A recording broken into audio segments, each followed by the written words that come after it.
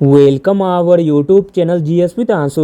बिहार सचिवालय सहायक के लिए सेट प्रैक्टिस कराया जा रहा है यूटेरिया वॉल्यूम 2 से, जिसमें आज सेट नंबर 8 को लगाने वाले हैं। इसमें सारे के सारे प्रश्न बहुत ही इंपॉर्टेंट दिए गए हैं, जो आपके एग्जाम में डायरेक्ट आने की पूरी संभावना है, इसलिए वीडियो को लास्ट तक जरूर देखें। चलिए शुरू करते हैं। पहला प्रश्न है, विश्व का सबसे ऊंचा सक्रिय ज्वालामुखी पर्वत कौन सा है? विश्व का सबसे ऊंचा सक्रिय ज्वालामुखी पर्वत है कोटोपैक्सी। कोटोपैक्सी इक्वाडोर देश में स्थित विश्व का सबसे ऊंचा सक्रिय ज्वालामुखी पर्वत है। इसकी ऊंचाई 5,897 मीटर है। अगला प्रश्न है, निम्नलिखित में से कौन सा द्वीप समूह जनसंख्या की दृष्टि से सबसे बड़ा है? जनसंख्या की दृष्टि से सबसे बड़ा द्वीप समूह है जापान। उपयुक्त विकल्प के अनुसार जापान देश में सबसे अधिक जनसंख्या निवास करती है। जापान की वर्तमान जनसंख्या 12 करोड़ 59 लाख है। अगला प्रश्न है, स्थल मंडल को निम्नलिखित में से कौन वर्णित करता है? स्थल मंडल को वर्णित करता है भूपटल व ऊपरी मेंटल। अगला प्रश्न है, सोलास वन किस प्रकार के वनों को कहा जाता है? सोलास वन जिस प्रकार के वनों को कहा जाता है वह है नीलगिरी एवं पालनी पर्वत पर पाए जाने वाले शीतोष्ण कटिबंधीय वन। अगला प्रश्न है, संपूर्ण भारत का अक्षांशीय विस्तार कितना है? संपूर्ण भारत का अक्षांशीय विस्तार है 6 डिग्री 4 से -37 डिग्री 6 उत्तरी अक्षांश। अगला प्रश्न देखते हैं, निम्नलिखित में से किसे फेमिना मिस इंडिया 2022 के खिताब से सम्मानित किया गया है? फेमिना मिस इंडिया 2022 के खिताब से सम्मानित किया गया है सिनी शेट्टी को। अगला प्रश्न है, सर्वाधिक राज्यों की सीमाओं से लगा राज्य कौन सा है? सर्वाधिक राज्यों की सीमाओं से लगा राज्य है उत्तर प्रदेश। भारत का उत्तर प्रदेश राज्य सबसे अधिक राज्यों से अपनी सीमा साझा करता है। उत्तर प्रदेश राज्य सर्वाधिक 8 राज्यों से सीमा साझा करती है, और वह राज्य है उत्तराखंड, हिमाचल प्रदेश, हरियाणा, राजस्थान, मध्य प्रदेश, छत्तीसगढ़, झारखंड और बिहार। अगला प्रश्न है, भारत में हरित क्रांति लाने का श्रेय किसे दिया जाता है? भारत में हरित क्रांति लाने का श्रेय दिया जाता है एम.एस. स्वामीनाथन को। अगला प्रश्न देखते हैं, बिहार में डालमिया नगर किसके लिए प्रसिद्ध है? बिहार में डालमिया नगर प्रसिद्ध है सीमेंट के लिए। अगला प्रश्न है, वर्ष 2026 में 23वां फीफा फुटबॉल विश्व कप की मेजबानी किस देश के द्वारा की जाएगी? वर्ष 2026 में 23वां फीफा फुटबॉल विश्व कप की मेजबानी की जाएगी कनाडा, अमेरिका तथा मेक्सिको के द्वारा। ऑप्शन नंबर डी सही हो जाएगा, उपयुक्त सभी। अगला प्रश्न देखते हैं, निम्न में से कौन सा भारत के पूर्वी तट का एक प्रमुख बंदरगाह पत्तन है? भारत के पूर्वी तट का एक प्रमुख बंदरगाह है विशाखापत्तनम।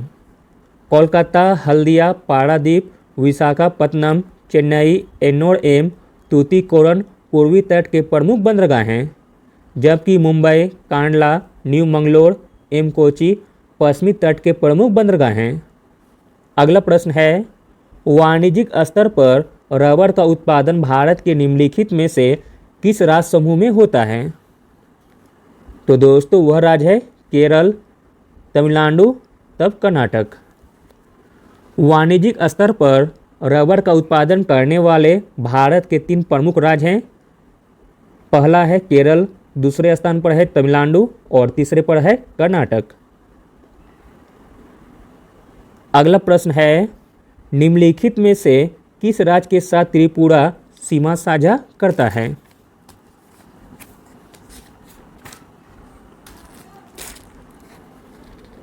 त्रिपुरा सीमा साझा करता है असम राज्य के साथ। ऑप्शन नंबर ए। त्रिपुरा पूर्वोत्तर भारत का राज्य है। यह उत्तर पश्चिम और दक्षिण में बांग्लादेश से घिरा है। अपने पूर्वी ओर से यह राज्य मिजोरम और असम से घिरा है। त्रिपुरा की राजधानी अगरतला है। अगला प्रश्न है, इतिहास के आरंभिक काल को निम्नलिखित में से क्या कहा जाता है? इतिहास के आरंभिक काल को कहा जाता है पुरापाषाण काल। अगला प्रश्न है, भगवान महावीर को किस नदी के किनारे ज्ञान की प्राप्ति हुई थी? भगवान महावीर को ज्ञान की प्राप्ति हुई थी ऋजुपालिका नदी के किनारे। अगला प्रश्न देखते हैं, 1025 ईस्वी में प्रसिद्ध सोमनाथ मंदिर पर हमला और लूटपाट किसने किया था? 1025 ईस्वी में प्रसिद्ध सोमनाथ मंदिर पर हमला और लूटपाट किया था महमूद गजनी ने। अगला प्रश्न है, शेरशाह सूरी द्वारा जारी किया गया चांदी का सिक्का क्या कहलाता है?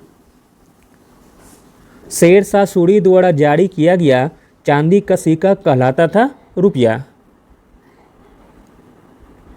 अगला प्रश्न है, किस पुर्तगाली गवर्नर ने ब्लू वाटर पॉलिसी शुरू की थी? ब्लू वाटर पॉलिसी शुरू की थी वह पुर्तगाली गवर्नर का नाम हो जाएगा Francisco de Almeida, option number A. अगला प्रश्न है, निम्न में से किसे भारतीय पुनर्जागरण का जनक माना जाता है? भारतीय पुनर्जागरण का जनक माना जाता है राजा राम मोहन राय को। अगला प्रश्न है, निम्नलिखित राष्ट्रवादियों नेताओं में से किसका उपनाम महामाना था? महामाना उपनाम था मदन मोहन मालवीय जी का। अगला प्रश्न देखते हैं, 1857 के विद्रोह को भारत के प्रथम स्वतंत्रता संग्राम की संज्ञा किसने प्रदान की थी? किसने प्रदान की थी? तो वीडी सावरकर ने। अगला प्रश्न है, गीता रस नामक ग्रंथ किसके द्वारा लिखा गया है? गीता रस नामक ग्रंथ लिखा गया है बाल गंगाधर तिलक के द्वारा। अगला प्रश्न देखते हैं, किसने कहा जब तक यह तीसरी शक्ति अथवा इंग्लैंड यहाँ है हमारे सांप्रदायिक मतभेद में हमें परेशान करते रहेंगे? तो दोस्तों इसे कहने वाले व्यक्ति थे Mahatma Gandhi, option number A. अगला प्रश्न है, निम्नलिखित में से मांग के सिद्धांत का अपवाद है? मांग के सिद्धांत का अपवाद है मूल या आवश्यक संपत्ति।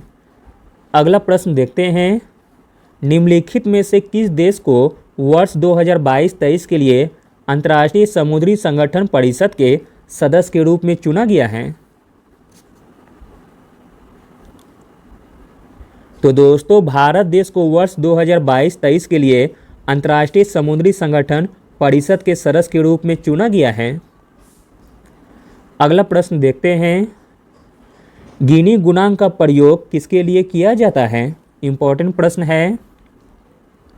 गिनी गुणांक का प्रयोग किया जाता है आय की असमानता को मापने के लिए। अगला प्रश्न है, स्वच्छ भारत मिशन कब प्रारंभ किया गया था? स्वच्छ भारत मिशन प्रारंभ किया गया था 2 अक्टूबर 2014 को। अगला प्रश्न है, निम्न में उत्पादन के क्रियाशील साधन कौन हैं? उत्पादन के क्रियाशील साधन है श्रम। अगला प्रश्न है, प्रकाश की तरंगदैर्घ्य को मापने की इकाई क्या है? प्रकाश की तरंगदैर्घ्य को मापने की इकाई है एंगस्ट्रम। एक एंगस्ट्रम बराबर होता है 10⁻⁻10 मीटर। अगला प्रश्न है, किसी आदर्श द्रव की सांद्रता कितनी होती है? किसी आदर्श द्रव की सांद्रता होती है 0। अगला प्रश्न है, एक उड़ते हुए जहाज में निम्नलिखित में से कौन सी ऊर्जा होती है?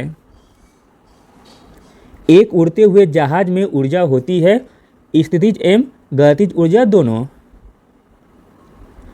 अगला प्रश्न है, वर्ष 2022 में चौगम की बैठक किस देश में आयोजित की गई?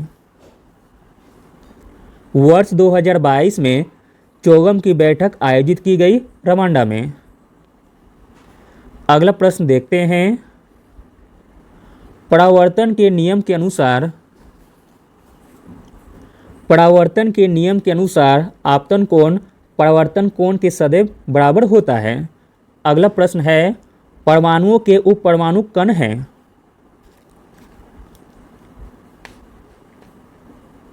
परमाणुओं के उप परमाणु कण हैं प्रोटॉन, इलेक्ट्रॉन तथा न्यूट्रॉन। अगला प्रश्न देखते हैं। निम्नलिखित में से किससे स्टेनलेस स्टील में कठोरता आती है? स्टेनलेस स्टील में कठोरता आती है कार्बन के कारण। अगला प्रश्न है, इनमें से किस रोग में प्रतिरक्षा प्रणाली कम प्रभावित या नहीं प्रभावित होती है? तो दोस्तों वह रोग है influenza, option number C. AIDS, hydrophobia, polio इत्यादि प्रतिरक्षा प्रणाली को प्रभावित करती है, जबकि इन्फ्लुएंजा एक श्वसन तंत्र प्रभावित रोग है। अगला प्रश्न देखते हैं। प्रकृति में पानी का सबसे शुद्ध रूप क्या है? प्रकृति में पानी का सबसे शुद्ध रूप है वर्षा का जल। अगला प्रश्न है, किन युग्मों में भौतिक राशियों के समान विमीय सूत्र नहीं है?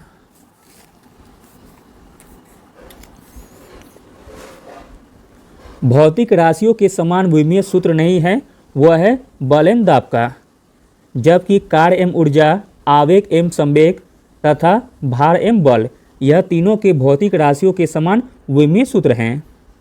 अगला प्रश्न है, निम्नलिखित में से कौन विद्युत का अच्छा चालक नहीं है?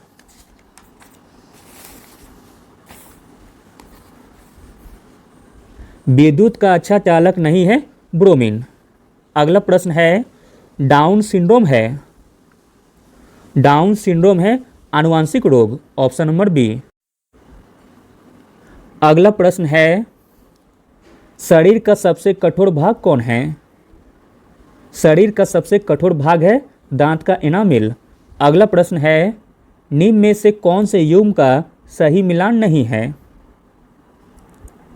सही मिलान नहीं है, वह है ऑप्शन नंबर ए, विटामिन B1 बायोटिन, जो कि गलत दिया गया है। बायोटिन B7 का साइंटिफिक नाम है, बाकी तीनों सही दिए गए हैं।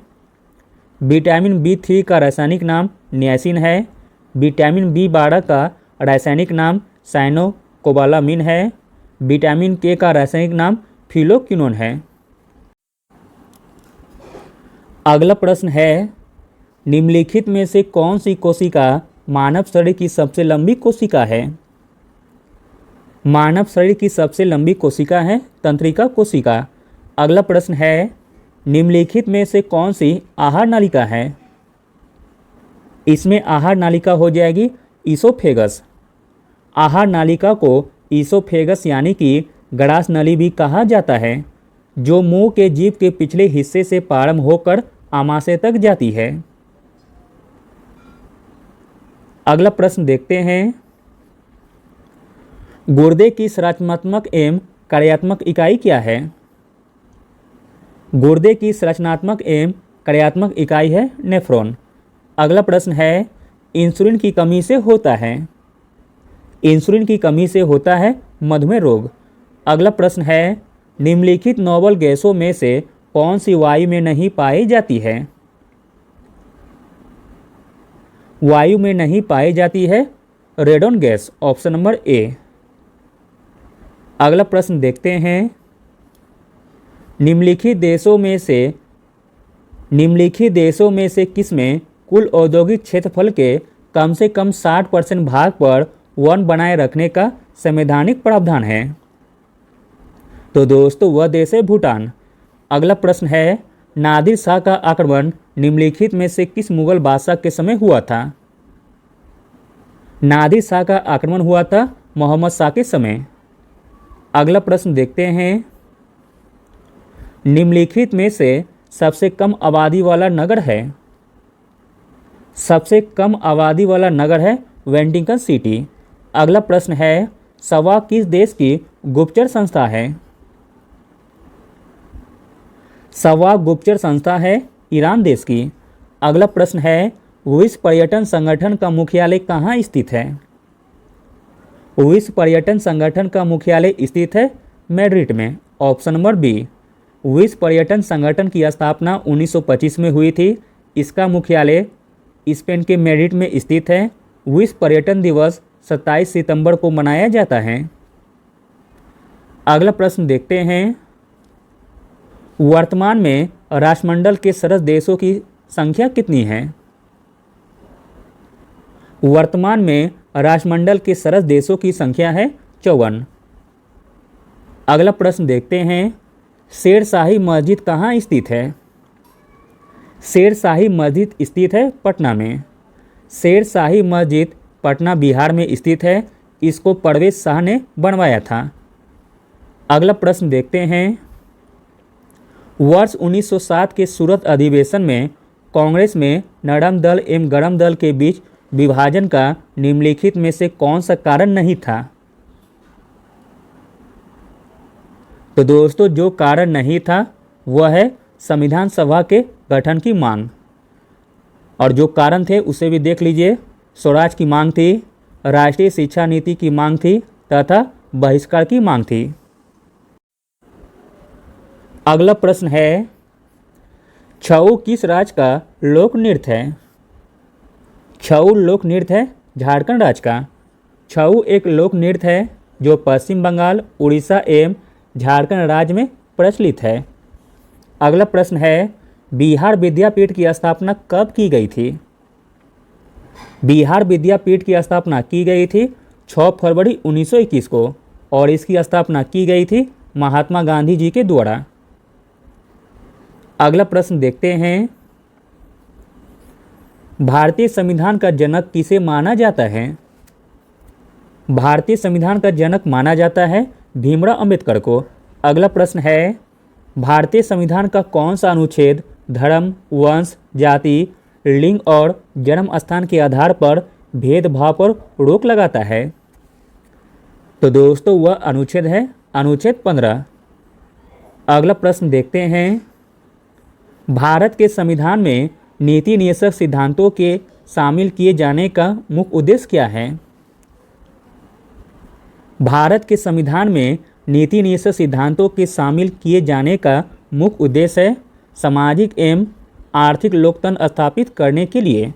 अगला प्रश्न है, आजाद दस्ता का गठन किसके द्वारा किया गया था? आजाद दस्ता का गठन किया गया था जयप्रकाश नारायण के द्वारा। अगला प्रश्न है, राज्यसभा में अधिकतम कितने सदस्य हो सकते हैं?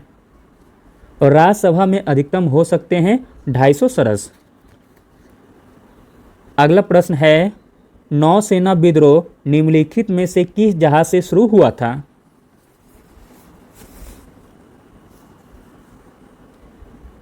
नौसेना विद्रोह शुरू हुआ था HMIS तलवार जहाज से। अगला प्रश्न है, निम्नलिखित में से कौन सा अनुच्छेद भारत के प्रधानमंत्री की नियुक्ति से संबंधित है? भारत के प्रधानमंत्री की नियुक्ति से संबंधित अनुच्छेद है अनुच्छेद 75। अगला प्रश्न देखते हैं, किस अनुच्छेद के तहत भारत का उच्च न्यायालय रिट जारी करता है? भारत का उच्च न्यायालय रिट जारी करता है अनुच्छेद 226 के तहत। अगला प्रश्न है, जनप्रतिनिधि अधिनियम कब पारित किया गया था? जनप्रतिनिधि अधिनियम पारित किया गया था 1951 में। अगला प्रश्न है, एक वर्ष में ग्राम सभा की न्यूनतम कितनी बैठक बुलाई जानी अनिवार्य है?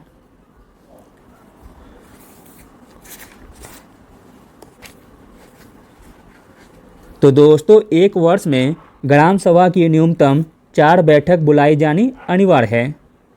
अगला प्रश्न देखते हैं, मुखिया अपना त्यागपत्र किसे देता है? मुखिया अपना त्यागपत्र देता है जिला पंचायती राज पदाधिकारी को। अगला अंतिम प्रश्न देखते हैं, निम्नलिखित में से किसे भारतीय प्रेस का मुक्तिदाता कहा जाता है? भारतीय प्रेस का मुक्तिदाता कहा जाता है चार्ल्स मैडकॉक को। Thank you.